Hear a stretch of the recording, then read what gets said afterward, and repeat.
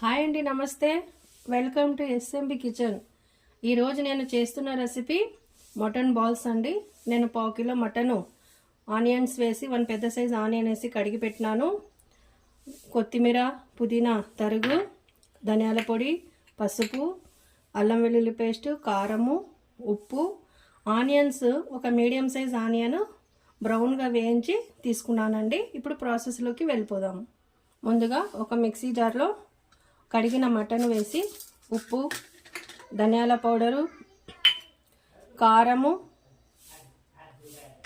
అల్లం వెల్లుల్లి పేస్ట్, పసుపు వేసి మిక్సీకి వేద్దామండి. మెత్తగా పేస్ట్గా చేసుకోవాలి.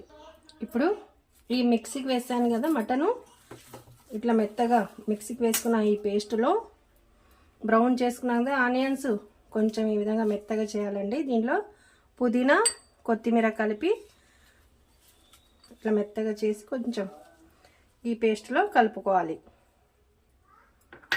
ఇట్లా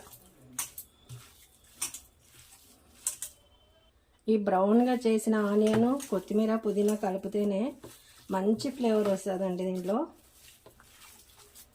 కలిపి పెట్టుకోవాలి. బౌల్లో కొంచెం ఆయిల్ తీసుకోవాలండి. ఒక గిన్నెలో తీసుకొని ఫస్ట్ చేతులకు ఆయిల్ ఇట్లా పూసుకొని కొద్దిగా పేస్ట్ తీసుకోవాలి. ఈ విధంగా చిన్న చిన్న ఉండలు చేయాలండి. ఇట్లా బాల్స్ చేసుకోవాలి.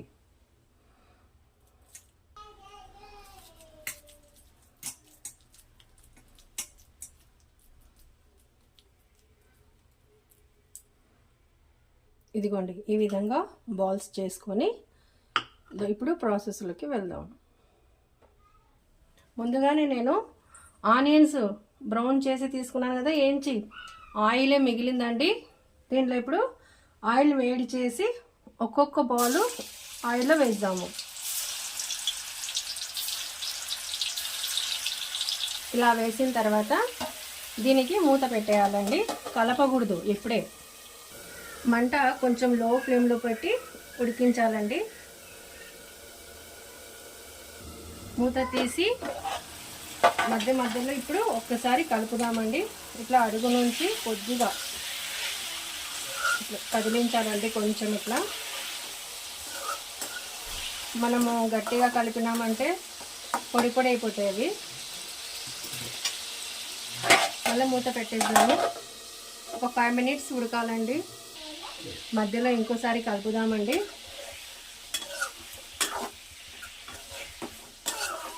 దీంట్లో నీళ్లు పోయకూడదండి. నీళ్ళు దాని మటన్లోనే ఉడతాయండి. నీళ్ళు ఇంకా ఉడకాలండి అవి. ఇంకోసారి మూత తీసి కలుపుదామండి. ఇదిగోండి, ఒక 3 మినిట్స్ అండి. మటన్ బాల్స్ రెడీ అయిపోతాయి. మూత పెట్టేస్తాము. లో ఫ్లేమ్లోనే ఉండాలండి మంట. ఇప్పుడు మూత తీసి చూద్దామండి. మటన్ బాల్స్ రెడీ అయినాయండి. చూడండి, వేడిగా టేస్టీగా యమ్మీ మటన్ బాల్స్ తయారైనాయండి. మీరు కూడా ట్రై చేయండి తప్పకుండా. ఇప్పుడు స్టవ్ ఆన్ చేసేద్దాము. చూడండి, చాలా బ్రౌన్ కలర్లో మంచిగా మటన్ బాల్స్ తయారైనాయండి. మీరు కూడా తప్పకుండా ట్రై చేయండి. నా ఛానల్ సబ్స్క్రైబ్ చేయండి, లైక్ చేయండి. థ్యాంక్ యూ అండి. ఇవి చపాతీతోనైనా జొన్న రొట్టెలో అయినా చాలా బాగుంటాయి, టేస్టీగా ఉంటాయి. ట్రై చేయండి తప్పకుండా. థ్యాంక్ యూ అండి.